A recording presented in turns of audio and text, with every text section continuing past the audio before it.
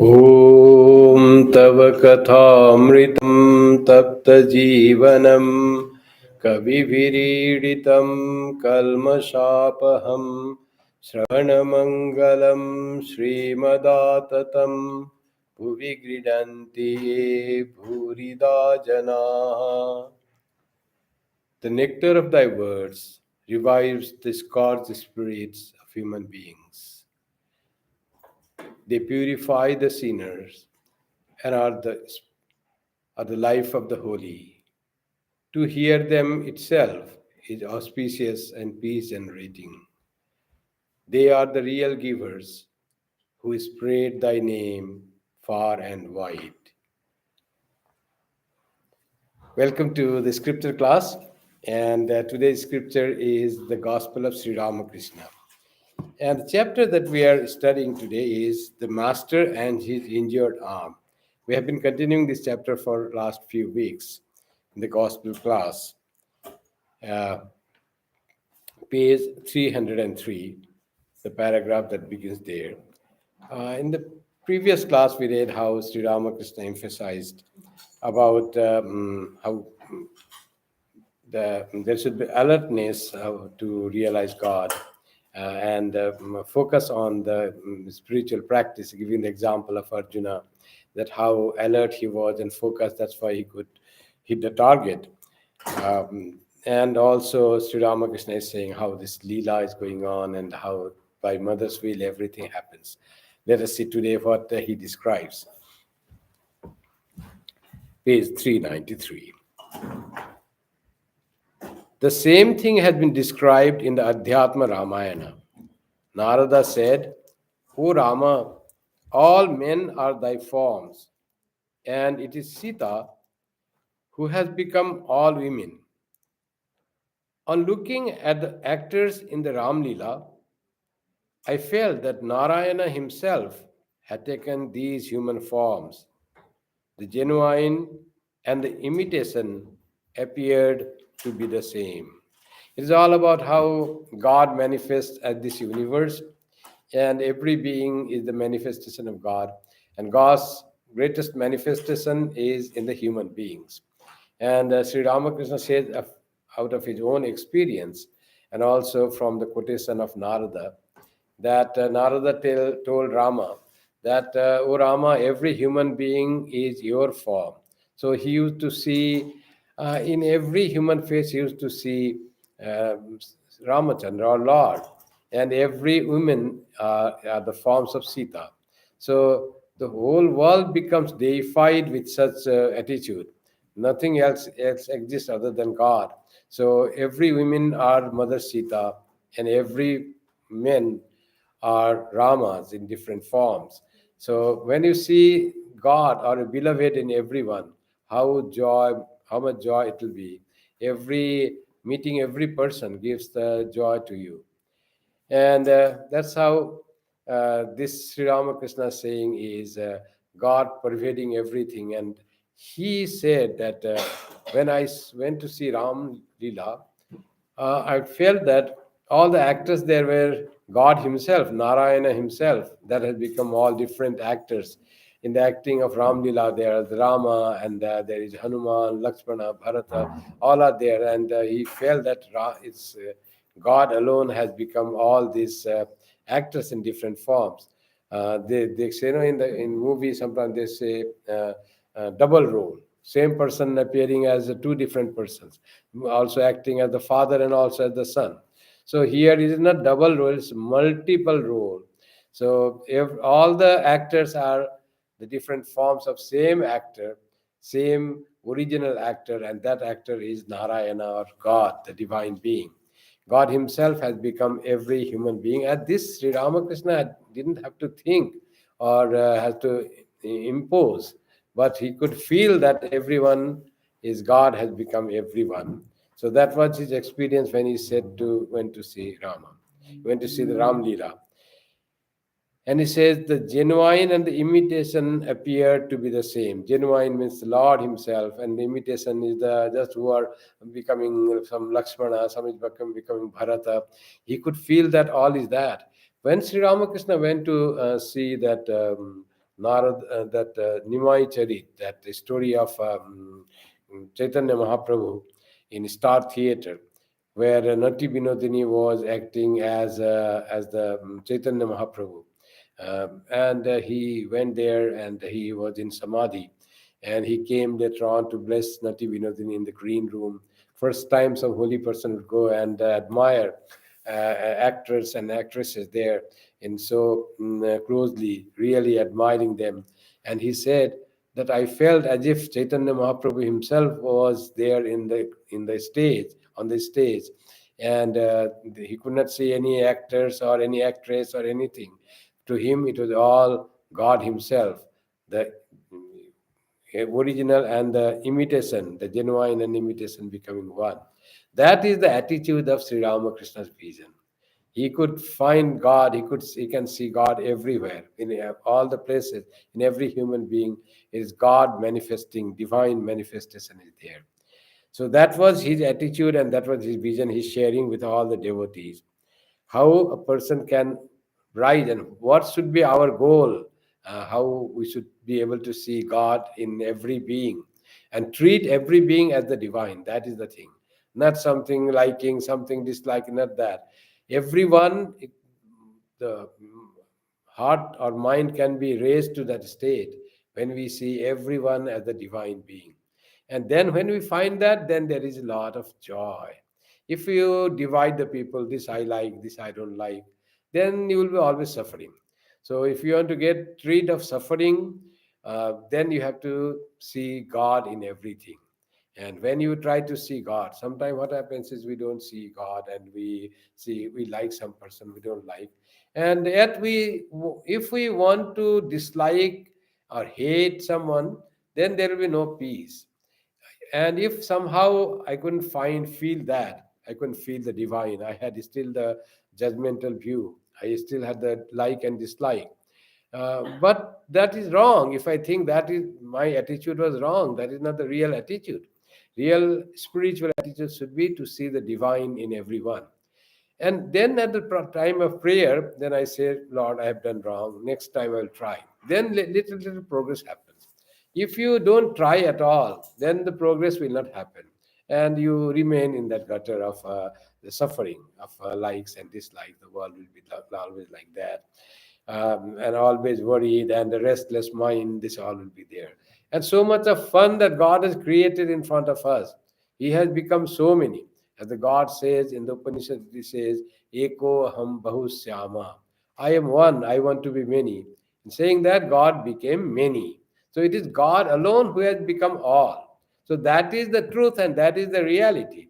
And because of our ignorance, we cannot perceive the divine in the vision, in our vision. We have always tried to judge the person and try to impose our own quality. This is good, that is bad, like that, and divide the person, and not able to see the real person, that is the divine.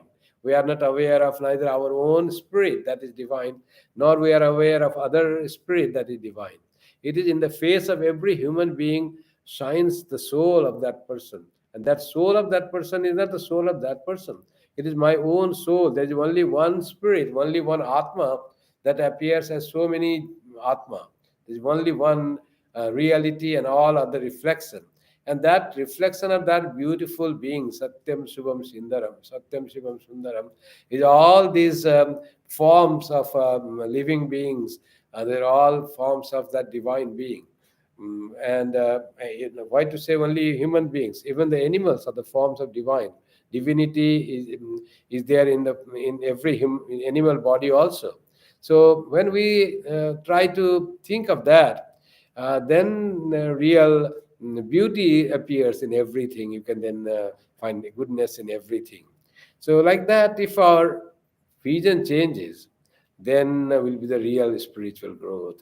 To have the spiritual growth, we see this world, as Swami Vivekananda said, that this world is something outside there, and how you see it depends on your own spiritual level. The very materialistic person who doesn't believe in God, or a person very wicked like people, they see the whole world like a place where there is no joy and everyone is bad, like that. The whole world seems to be very demoniac. And those who are good and spiritually advanced person, they see there are so many good people, and in the not so good people, there also they will try to see some goodness in every people, everyone. And those who are really spiritually advanced, very highly advanced, they will see everyone as the divine. Even those, as Sri Ramakrishna says, even the wicked, I could see God in the wicked person. So that is the level of spiritual awareness or spiritual purity that we can raise ourselves. That's why Sri Ramakrishna's saying about his own experiences is to inspire us. So what level we have to rise? If we have not risen to that level, we should be aware that we are very low in the spiritual stairs. So we have to still rise high. Why do people worship virgins? All women are so many forms of the Divine Mother, but her manifestation is greatest in pure souled virgins. So Kumari Puja, as they say, in Durga Puja time, it is Kumari which is worshipped as the manifestation of the Divine Mother, Mother Durga. So Kumari, the little girl, is worshipped in that way. And Sri Ramakrishna says, why Kumari? As Narada said, every woman is the form of Sita, Mother Sita. Why Kumari? The pure soul. There has been no tarnish, that their mind is not tarnished. They're very pure, like every child is pure. But Kumaris are the more manifestation of the Divine Mother. That's why Sri Ramakrishna says, that's why the worship of Kumari as the Divine Mother, because heart is pure, mind is pure in those girls, and those, that's why is the system of worshipping Kumari as the manifestation of Mother Durga during Durga Puja time. And Sri Ramakrishna also says, why do I worship them? Uh, why do I become impatient when I am ill? Now, this was the question. Sri Ramakrishna, his arm was broken, injured, and he used to ask everyone, when my arm will be cured, do you think it will be cured or not? Like he used to say. People will often will not understand how this great sage, Paramahamsa, is so much worried about the body. Body is just covering. The Paramahamsa, one becomes Paramahamsa when we transcend the identity with the body. How can Paramahamsa be so much worried about the body? Body is just the covering, it's the part of the nature. The soul is never touched by any injury or any illness. So then Sri Ramakrishna asks himself the question, because some people might be having the doubt in their mind why Paramhamsa is so much worried about his injured arm. He himself explains this. Why do I become impatient when I am ill? Because the mother has placed me in the state of a child. The child depends entirely on its mother. The child of the maid servant, when he quarrels with the child of the master, says, I shall tell my mother. So, from the common example, how he brings the how mother is seen at the highest, most protectorate, and greatest fort, everyone feels my mother knows everything. Sometimes they write books because children ask so many questions to mother, and the children have the idea that mother knows everything. Like Sri Ramakrishna is now in the state of child, and he is worried as a child is worried. So it is complete state of the child. He is not in the state of a jnani. In fact, jnanis also live in the state of child. Mm, Panchavarsha Bala Bhava. That's what our Virajananji wrote about Sri Ramakrishna. He was like the child of 5 years age. Um, Balavadvapi charati avanyam. That's also it is said. Pishachavadvapi cha balavadva charati avanyam. The realized soul live in this world like Pishacha, Gaul, like madman, Unmadavat, or Balavat, or the childlike. The Sri Ramakrishna stage is childlike, where he depends fully upon the mother. And when, like a child is worried for some time about the something happened, and it's for the time being, and then he forgets, child forgets after some time. That is the state of Sri Ramakrishna. He makes it clear so that others should not misunderstand him. Because mother has escaped, the divine mother has escaped in the form, in the state of a child. That's why he behaves that way. What will happen to my injured arm? Will I be cured? Like that, he is asking. And he says, gives the example of, suddenly he gives the example of two two kids quarreling. One was the maid servant's son, another is the master's son, where the maid servant is employed. Now this maid servant's son has the same feeling about his mother, that his mother is powerful and can protect him from anything. So she is the most powerful person in the world, as it were. So when he quarrels with the master's son, he says, "Don't do anything to me. I'll tell my mother." But mother is powerless. Master's son has so much power. She can be driven out. But for the son, mother is the highest. Mother is the most powerful. He would say, "I will tell my mother if you do that way." So that is what the dependence on mother. That's like that. Sri Ramakrishna is depending on the divine mother, and he behaves like a child. I was taken to Radha Bajar to be photographed. It had been arranged that I should go to Rajendra Mitra's house that day. I heard that Keshav would be there. I planned to tell them certain things, but I forgot it all when I went to Radha Bajar. I said, "Mother, thou wilt speak. What shall I say?" So, this is total surrender to the will of the Divine Mother. Complete surrender. So, he first thought that I should plan to, Sri Ramakrishna used to plan sometime what to speak. And once Rakhal, or this Swami Brahmananda ji, Rakhal Chandra Ghosh, his father came, and Sri Ramakrishna spoke highly about Rakhal. And after he went, he asked him, "How did I say to him?" So that the father didn't like his staying with Sri Ramakrishna, and listening to the good qualities of Rakhal, that Sri Ramakrishna's admiration for him, he was satisfied. And he said, "How did I say to him about Rakhal? The good things." Like that here, he had to go to Radha Bajar. The photograph that Sri Ram, you see, he's putting his hand on a stand, and that common photograph, I think that we have down in the stairs, near the landing. That was taken in the Radha Bajar studio, and that photograph, for that he had Sri Ramakrishna had gone. Uh, so then he was supposed to go to the Rajendra Lal Mitra's house and say something. He said, "I planned to speak, but I forgot." Then I said to mother, "Whatever you speak." And he says that when mother speaks through our mouth, then that word becomes effective. When we plan and think and speak, that is not so effective as it is thought of by the human mind. So, total surrender to God and let God flow through me. When Swami Vivekananda spoke at the Parliament of Religions, he bowed down to Mother Saraswati. And then after that, what happened, you all know. It was not Swami Vivekananda speaking. It was all Sri Ramakrishna was the form of the Jnana, all Jnana or Mother Saraswati.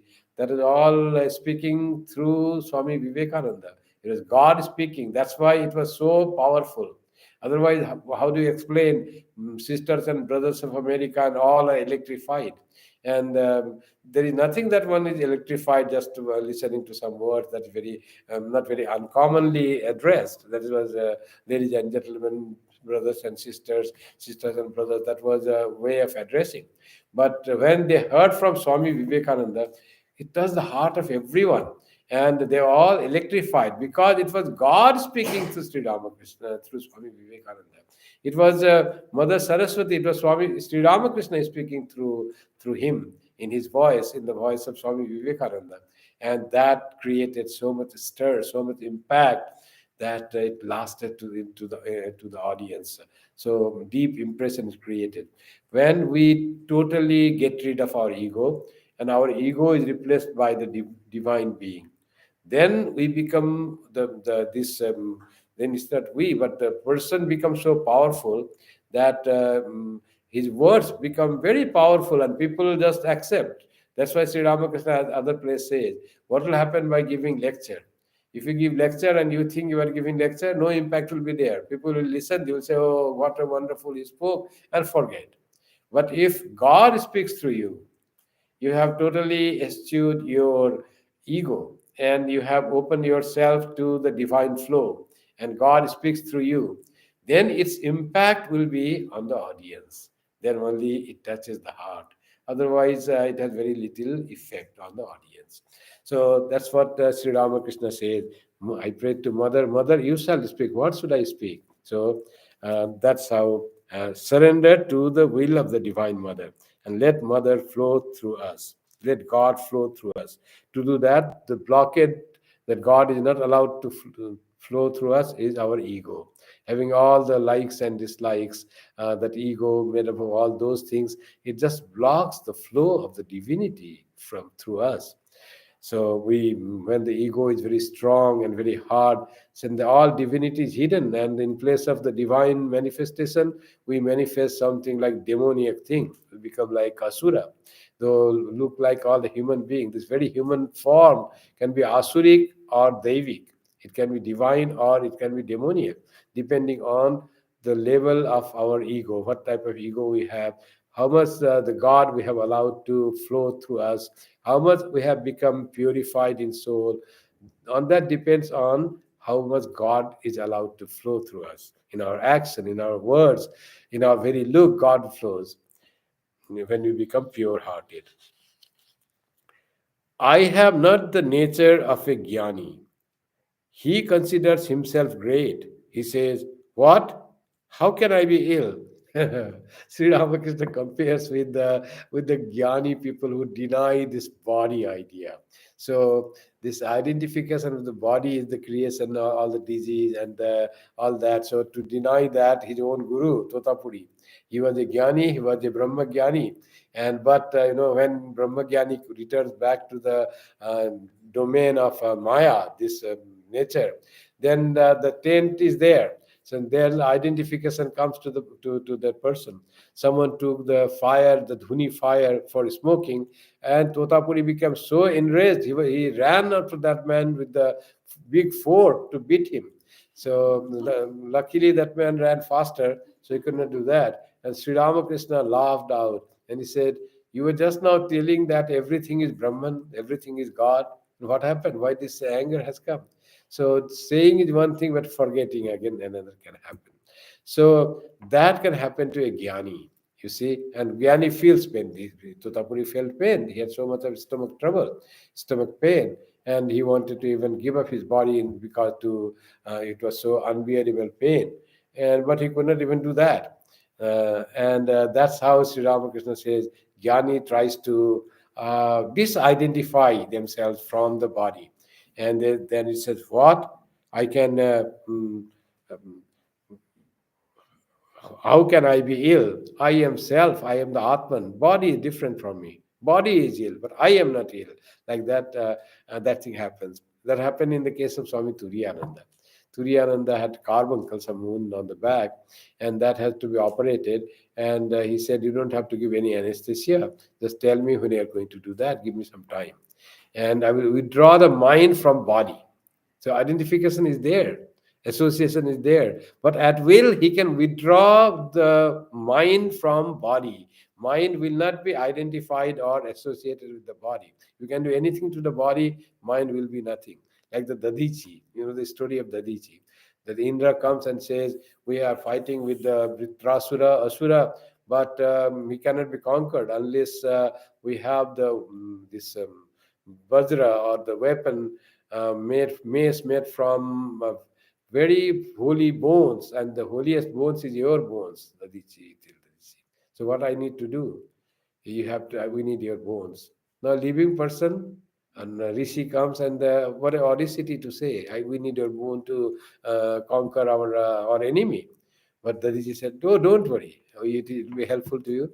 He sat on meditation and gave up his life, and from that he could make this thing. So when one is in like that state, one can withdraw from the mind, from this. That's why Jnani has the ego that they can withdraw from this thing.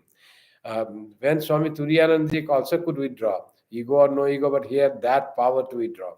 And then another time when they were dressing that carbuncle after the surgery, Then they didn't say, and they started dressing, and Suryananji cried out, "What are you doing? It's so painful." Then he said, "You did so much of surgery and we used scalpel and all those things. You didn't say anything we could do without any anesthesia. Now we are just dressing it. You are feeling so much pain. But you didn't give me time to withdraw the mind from the body. You have to give me time. So when you give me time, then I can withdraw from the body."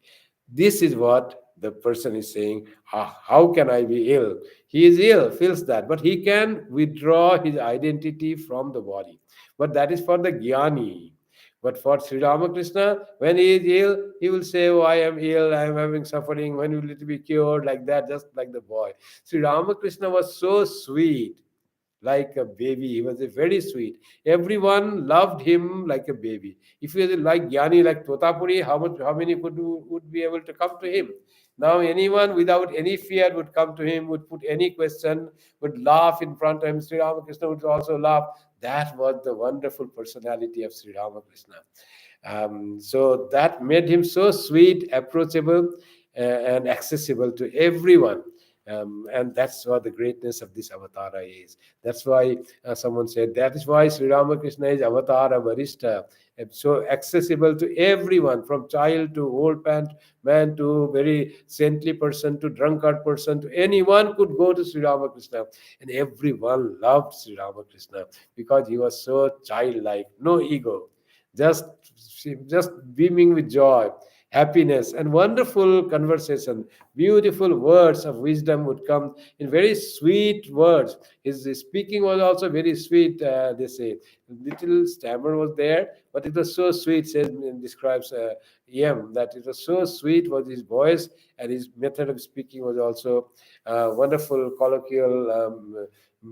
Bengali of his area of Kamarpukur. It added all that sweetness to his conversation, his nature, his the language, the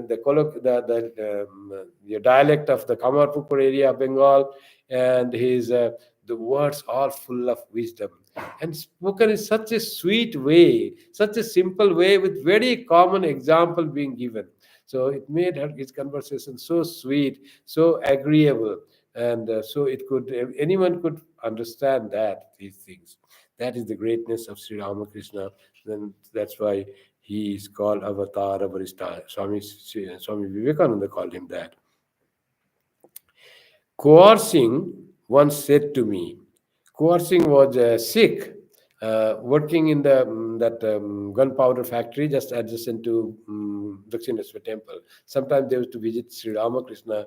They knew the holy person is there, and he used to talk with Sri Ramakrishna about Sikhism and many things. Sri Ramakrishna learned from coercing. Uh, Very holy person, very nice person, had interest in spirituality and respected the holy person and used to visit there. Coercing once said to me, "You still worry about your body, but it is my nature to believe that my mother knows everything." It was she who would speak at Rajendra Mitra's house. Hers are the only effective words. One ray of light from goddess of wisdom stuns 1,000 scholars. How true about Swami Vivekananda, like the Sri Ramakrishna is saying, as if he's already saying what happens when Saraswati speaks through the mouth of a person. When goddess is allowed to speak, he stuns 1,000 persons. And in the parliament of religions, how many were stunned? Say about 7,000 persons were stunned by just few words of Sri Ramakrishna, and also followed by his wonderful eloquence of the words. And here he says, that Rajendra Mitra's house, all was mother allowed to speak. I didn't speak, I didn't plan. Whatever she made me speak, I spoke that way. And that's what it's saying. And I am in the Poarsing also said, like many people say, some people they don't realize the person they are talking is how great. Like someone said to Swami Vivekananda, one great scholar, just a scholar only, not a great spiritual person, but a scholar who knew a lot about spirituality, but practice was not there. And he saw Swami Vivekananda crying because Balaram Babu had passed away. And then he said, "Swami, you're crying?" You are a Paramahamsa, you are Paramagyani. How are you crying? Uh, that he couldn't fathom the heart. Even the knower of Brahman can have a very large heart, like Swami Vivekananda. Buddha, such a Jnani, had a so compassionate heart. Jesus, Swami Vivekananda, Sri Ramakrishna, all, in fact, all these great person had so large heart. Even our Shankaracharya, who will be other greater Advaitin than him. Someone comes to him, oh, I want your life, I want to sacrifice you. Oh, is that so? Come, take me there and sacrifice. What a large heart. He said that I have to complete my some ritual according to Tantra. And he doesn't believe in all those things, but he was so compassionate to uh, this Kapalika that he said, okay, if it fulfills your wish, go and kill me. Like that. So this is all signs of large-heartedness of the Jnani, Purna Jnani, Advaita Jnani. They're established in that, but they, out of just sheer love and compassion, they can sacrifice their body. Nothing is there. Their life, they're ready to sacrifice. And here also, that Swami Vivekananda, when he was crying, and this person said, Pramod Das Mitra, great scholar and very famous Pandit of his time in Varanasi. He said, Swami, how are you crying? You are a Brahmagyani. These things come and go. People are born and die. Very easy to lecture. Perhaps if someone would have died of his own, he would cry still louder. But when someone says, then it is easy to give a talk, and lecturing is so easy. And then Swami Vivekananda retorted and said, what do you mean? I have become a monk doesn't mean my heart has become of stone. It is a human heart that feels for the others. And Pramod Das Mitra doesn't know what was Balaram Basu, how much he has served Sri Ramakrishna, what a wonderful support he had given to all the monks, and how he looked after Holy Mother. And that doesn't know. And when he passed away, it was very painful for Swami Vivekananda, and he cried. Like that, it can happen. The feeling can be expressed. And that's why Sri Ramakrishna also, in the condition of that, he's written, and Kuwar Singh also said, you still worry about your body as if you are still not at reached that state when you can deny the body. Whatever happens to body doesn't matter, like that. So you still, and Sri Ramakrishna says, this body belongs to mother, and I'm like a child mother has kept in that state. Something happens, I just behave like a child, nothing other than that.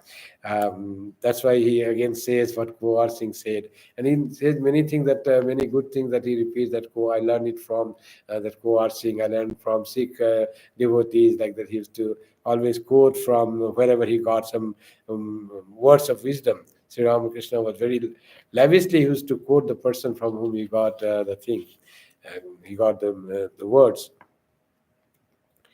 Um, then he continues. The mother has kept me in the state of a bhakta, a vijnani. That is why I joke with Rakhal and others. Had I been in the condition of a jnani, I couldn't do that.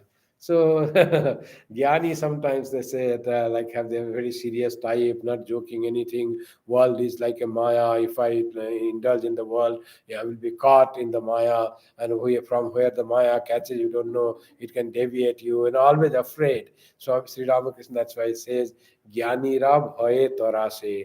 Jnani are always in the trasa and bhaya, always fearful and always are afraid of I may be caught in the Maya. I have to be always in the thought of Brahman, not being affected by the Maya, not being having any concern with the world. That is the problem with the Jnani. If their heart is not enough enlarged, then they can become very self-centered. Self-centered in the sense, not that selfish in that sense, but not connected with the people. Not feeling that, oh, everything is Maya going on. What is there? Somebody is suffering, all is the Maya. Like that, they will explain, all is the karma. Like that thing, they will explain and not get really involved with other people, trying to remove their suffering. Like that is not there. If only Jnani is there, the Jnani without the expanse of the heart. That type of Jnani, Sri Ramakrishna didn't want his followers to be. That type of Jnani, Swami Vivekananda didn't want to be the followers of the Ramakrishna mission. Jnana bhakti, yoga, and dhyana, all combined together makes the complete and full human being. That is the ideal of Ramakrishna devotees that Swami Vivekananda gave. Heart should be full of feeling for others, and yet there should be knowledge, as Sri Ramakrishna said. Tie the knowledge of Advaita in your corner of your cloth and do whatever you like. There should be the knowledge of Advaita that we all are one, and that will inspire you to have a real feeling for others, and that will not make you proud or you become like swollen with ego. That will all go, because all is God. You are not separate from anyone. So that's why the little knowledge of Advaita, at least intellectual conviction of Advaita, that's what is called Advaita, knowledge of Advaita, tying in the corner of a cross, means it is always available with you. Whenever something happens, you can refer to the non-duality, that everything is non-dual. It's one reality appearing in many. Though spiritually not realized, but intellectually convinced. The intellectual conviction is called, you tie that in the corner of your cloth. And the people, like the mother, used to tie a ring of key ring with the keys. And whenever she goes, there is the key with her. So she wants to open this door, that door. He is always with her. Like that, having the Advaita knowledge and intellectual conviction of the Advaita is always with you. You can always refer to that knowledge whenever the things happen in the world. And that's why Sri Ramakrishna says, um, always be provided with the knowledge of Advaita. Even intellectually, also does a lot of good.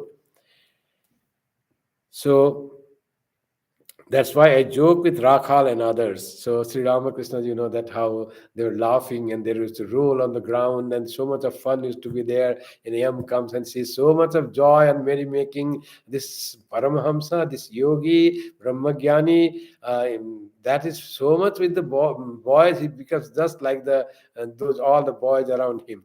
And suddenly he goes to other state. Suddenly he's so much transformation in his mood, and now he's totally absorbed in the thought of the Divine Mother. So much of difference was there in his.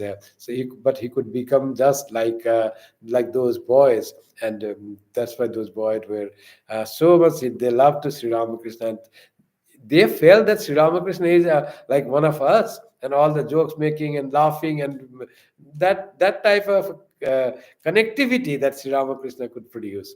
And then who's really Sri Ramakrishna is, then suddenly the words of wisdom used to flow from his mouth, and he used to go into samadhi to say, whom we are thinking is like our friend is so high, is so advanced, and then comes the respect. This comes connection, then comes the real admiration for the person. If we don't admire a person and his spiritual or her spiritual height, then how will you learn from that person? That person becomes your friend only. Friendship attracts.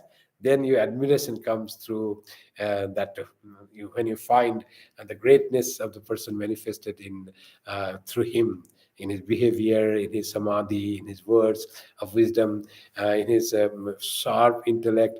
That you find how much great is Sri Ramakrishna, that you understand.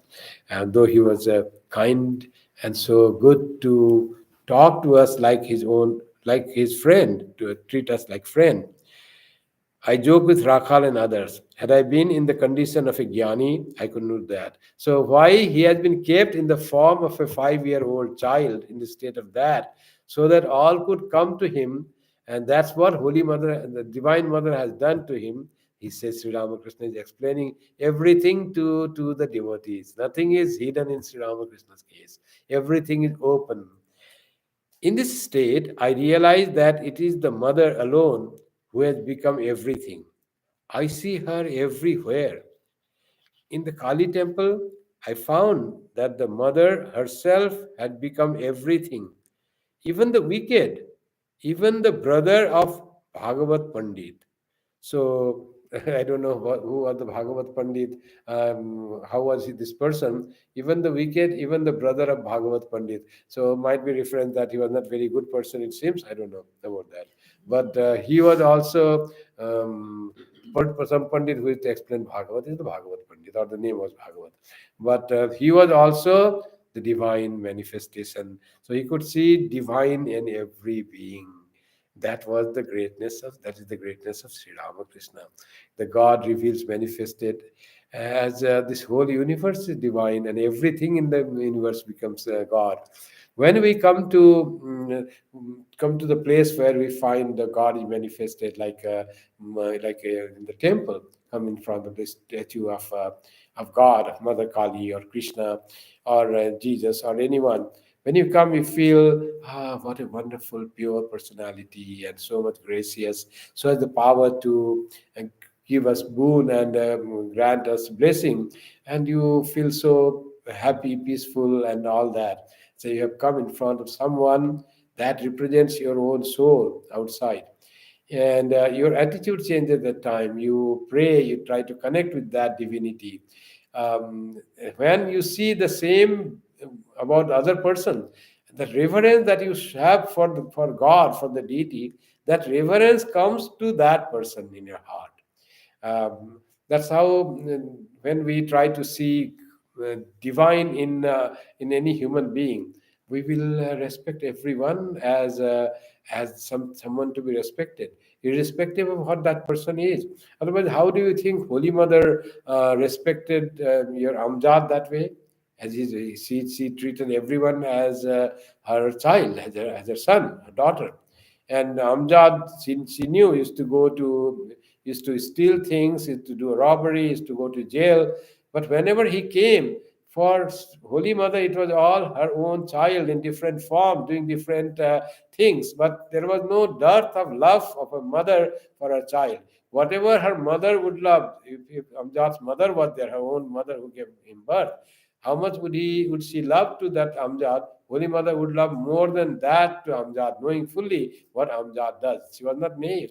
It's not that she didn't know.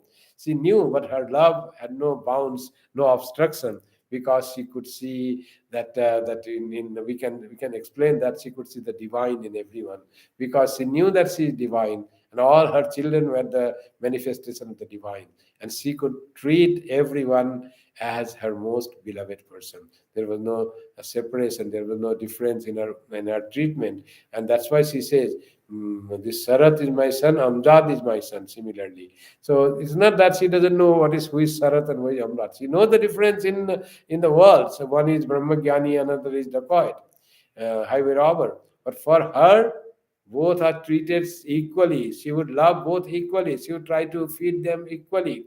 Her love, flow of her love to both of them was equal, because she saw the same divinity or same personality develop. That's how, when one sees God manifested, even in, so it is very difficult. First of all, we try to see God in the good persons, in the saints. You see how people respect the holy person, that as if they are representatives of God, any holy person. So that is easy to do. The holy person, he repeats God's name, he talks about God. He doesn't do anything that we are, with the ordinary person, are beset with. Um, like that, he is to be respected. Then comes slowly, not only the holy person, but any good person. Like good person is a sadhu, and that person is also gets admiration. If you like talking to that person, if you like having association with that person, whenever you have problem, you approach to that person, what should I do? Talking to that person removes your affliction. That happens. And going to God and praying is one thing, but talking to the living person is more effective.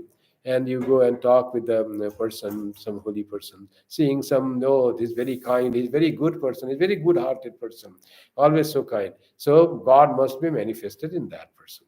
Now, to find God manifested in the person who is not good in behavior, who is greedy, who is quarrelsome, who is complaining, who is like that person, also God. He is also God in the form of a cheat. So, to say that, you need to go very high in the spiritual level. But when we can do that, we can see God in everyone. Then we have reached so high. We have reached already a person of holiness, a saintliness. That's what the saints used to do. Saints all saw goodness in everything. The story of that saint who was saving the scorpion from being carried away by the current of water in the river. And he was trying to throw that scorpion. He was taking the bath, saw the scorpion floating and trying to save itself, and it was being carried by the current of the river. So he just wanted to save that, and he tried to put that in a splash, throw that on the bank of the river, on the ground, on the land. But whenever it came in touch with the hand of the person, this monk, it stung, and the pain, it just fell down. And again, he didn't leave that scorpion to go away. He again went and wanted to throw it out to the bank so that it is safe. It was happening 2 or 3 times. It always, whenever it happened, it was in despair, and it was biting the thing. Its nature is. So he's saving what he's doing. How could he know he's going to save or kill? That he doesn't know. And one person was looking this monk's thing, what he was doing. He said to the monk, "What are you doing that? It is an animal. It is a nature to sting. Scorpion. It will not do anything good to you. Oh, how kind you are! And you have been trying to save that scorpion again and again, and getting hurt with the sting of scorpion." What is the answer of that holy man? He says, "I find that the scorpion is not giving up its dharma. Its dharma is stinging. That is his dharma. I, being a human being, can I give up my dharma of saving someone who is in distress? And it is not giving dharma, it is sticking to a dharma. And you want me to give up my dharma? I will save it." So, like that is the holy person. Though all troubled by others, but his very nature, he will try to save others, do good to others, and will try to see divine in others. So, when that eyes are open, that Swami Yogatmananji gave a beautiful talk when I was in Providence. That talk was given for the Canadian devotees on our website. In that, he said the third eye. So the third eye is that when we see the divinity in everyone, until the third eye is open, we, when our ego eyes, our this charma chakshu, we will not see the divine. We'll see all good and bad. Mostly bad we see. So, but good also, if you could see, then also little evolution has come. So everyone is like judged, and everything more negative is seen. So only negative was good in our history when we went to test that COVID test. When negative result came, that was good. Otherwise, negative is nowhere good. Uh, Everywhere positive attitude is good. So that's how the thing happens. When the third eye opens, you see the person as all divine, and you accept the person's differences and the different ways of their speaking, their attitude, and even the wicked person is accepted as the manifestation of the divine. What a wonderful state of mind and heart we can reach. In seeing Sri Ramakrishna, we become aware of that.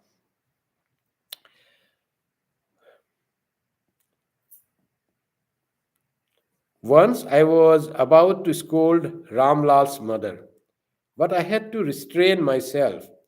I saw her to be a form of the Divine Mother. I worship virgins because I see in them the Divine Mother. My wife strokes my feet, but I salute her afterwards. You see, all he says these things. So he said earlier also, why does he worship virgins? Kumari Puja, why does he do? Because he finds the divine mother manifested most in them. And about Ramlal's mother. So Ramlal's mother was his sister-in-law, Sri Ramakrishna's sister-in-law. Something happened and he was going to scold, and then he couldn't scold. She is the manifestation of the Divine Mother. How can you scold the Divine Mother herself? So he had to restrain himself from that because that idea appeared that time. This is called tying the knowledge of Advaita in the corner of a cloth. At the time, it reminds you that you cannot treat that person as, when you have that Advaita tied in the corner of your cloth, then you cannot treat anyone differently. You have to treat everyone as the divine manifestation. You might forget, then suddenly you remember when because it is in you. Always you have been trying to keep that and implement that knowledge that everyone is the manifestation of that one one soul, that one Atman, Satchidananda manifested. And he gives the, I have to read, my wife strokes my feet, but I salute her afterwards. Holy Mother is to stroke his feet. And then he used to salute her afterwards. He used to do namaskar. Why? Because she is the Divine Mother. he allowed him to touch his feet, and he knew that. Remember that once Holy Mother asked, "How do you look upon me?" to Sri Ramakrishna. Sri Ramakrishna said at that uh, that time itself, without any had to think. They said, "One who is in the temple, the mother who is in the temple, and that mother is in the Nahavat, his own mother who gave him birth. And that very mother is now stroking my feet." That was Sri Ramakrishna, who saw Divine Mother in everyone.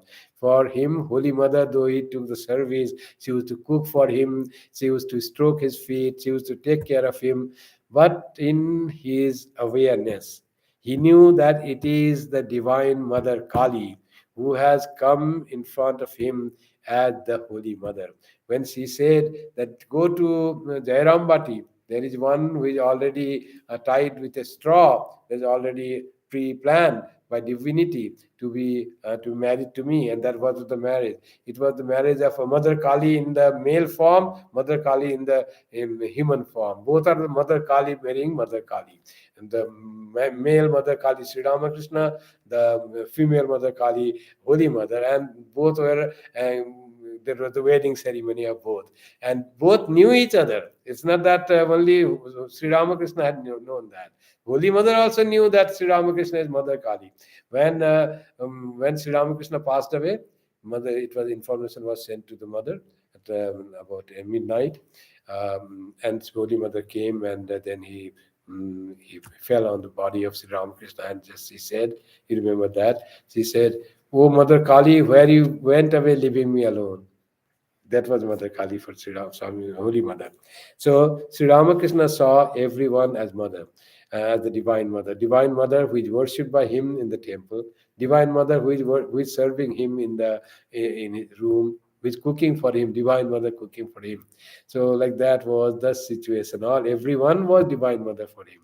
So that's why his behavior with everyone was so wonderful and so intimate was that. Whether it is Girish Ghosh who comes drunkard, whether it was some other person, Kalipada Ghosh, always saying foul words, bad words, Girish Ghosh saying so bad words that people said he's such a cross his limit of saying all abusive words to you. You should not visit him.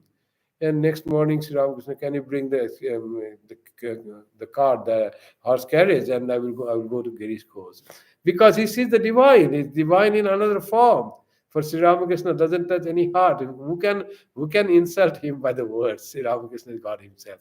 So that's what he says that I salute Holy Mother, his wife, his divine consort, after she strokes my feet. "You salute me by touching my feet," says Sri Ramakrishna. "But had Hridaya been here, who would have dared to touch them? He wouldn't have allowed anyone to do it." So this he remembers the Hridaya. Hridaya served him a lot, but Hridaya became very positive later on, and he would not. Who will come to Sri Ramakrishna? Who will not come to Sri Ramakrishna? He used to all guard without any Sri Ramakrishna. He was to serve Sri Ramakrishna and fulfill his wishes. Sri Ramakrishna's life was a play in a divine play. It was a game in the divine play, and he was obstructing that, and many would come to Sri Ramakrishna, anyone would come. That's how the Sri Ramakrishna's life and his behavior was made by the Divine Mother in that way. And this Hridaya said, "No, you cannot go. He is not out here. He has gone to Calcutta. He was here inside." Someone comes and, "No, no, Sri Ramakrishna is not here. He has gone away." Then someone, this Swami Avedananda, he came and someone he saw, "Oh, Sri Ramakrishna is not here. No, he's not here. He's gone to Calcutta." Someone was calling from inside. It was Sri Ramakrishna sitting on the bed. That was the condition of Hridaya. That's why Sri Ramakrishna said, and he wanted people to come. He used to cry, "Who are you? Where are you? Please come." And this person came here to blocking everything good. That was the very purpose of his advent was being blocked. And that's he remembered that if Hridaya was here, he would not allow even to touch my feet. So he would be kept so far away. So because he's gone by the will of Divine Mother. That's why I am so accessible. Otherwise, there will be no access. Even when he was sick, Sri Ramakrishna was sick. Then they all thought people touching his feet, and he falls more sick. That idea was there. And of course, it was a greater disturbance. He was not left to himself. So Niranjan, he stood there to guard. No one can go inside. Very strong person. And the one gentleman comes.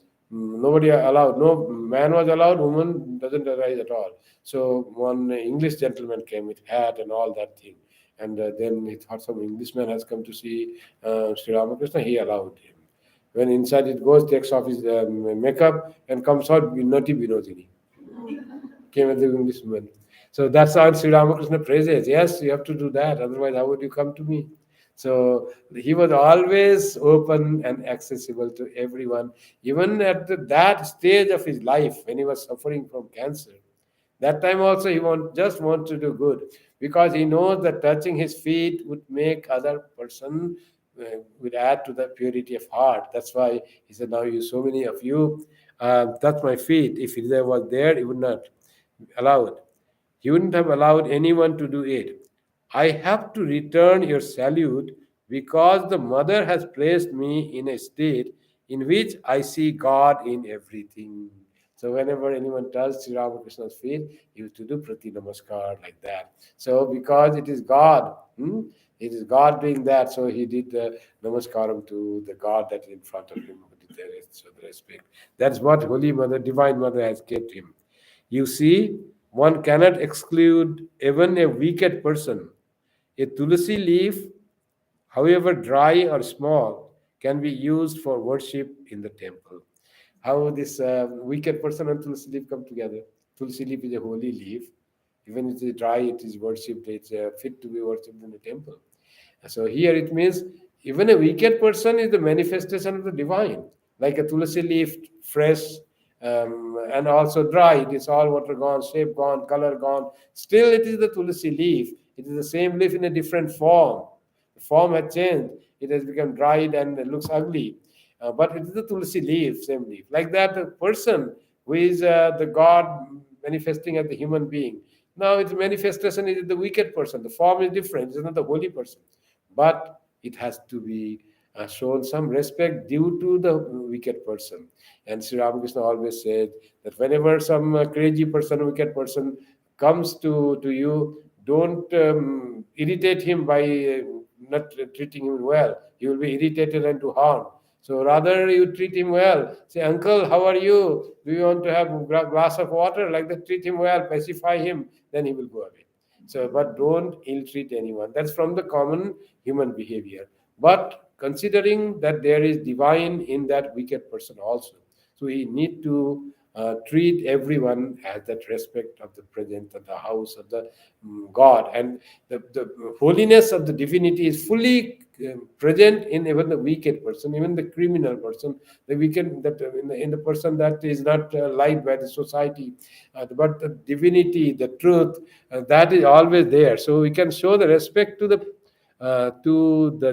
soul of that person, and yet whatever is done to be done to the acts that person performs, the any punishment according to the law of the land, that's fine. But even the jailer, even the policemen who put them in jail, can treat them and think of them as the divine, and treat them with respect mentally, but outwardly they have to be harsh. But when they can do that, harsh from the point of view of the law of the land, and whatever crime they have done, but showing and treating them as the divine, their attitude changes so much. If so much of respect, inner respect is there, there will be the inner love for the person, that it has come to this position because of its bad habits and because of its his mind becoming so impure.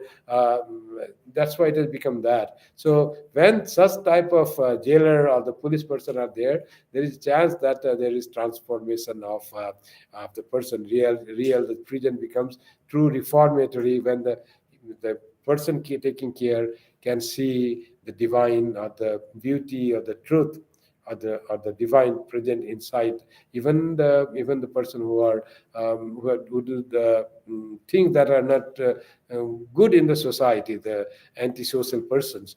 there also goodness is always there in them. So it is all about Advaita tying in the corner of a cloth, corner of a wrapper, and also in the cloth. Then you do that. So this is how it can happen to that state. So with Sri Ramakrishna, these examples he's giving one after another to us, just to inspire where we have to reach and where we can reach by the grace of Sri Ramakrishna. If we try to evolve ourselves in spiritual life, we can evolve very quickly, and we can find the divinity manifested in every human being that we see, irrespective of how they are, whether good or bad. In good, it is manifested; in bad, also the same being is there, same divine being present there, as Sri Ramakrishna says that God can be seen manifested in anything in the world. So, with this, we close today's gospel class. Thank you very much for your patient hearing. We will have next Friday. So let me see. We'll have online next Friday. From Let me see if I am there in some ashram, or I have myself some program said that. We'll inform you whether we'll have online class next Friday or our class will be cancelled. We'll inform you beforehand. Thank you very much. Now let's conclude with the closing chants.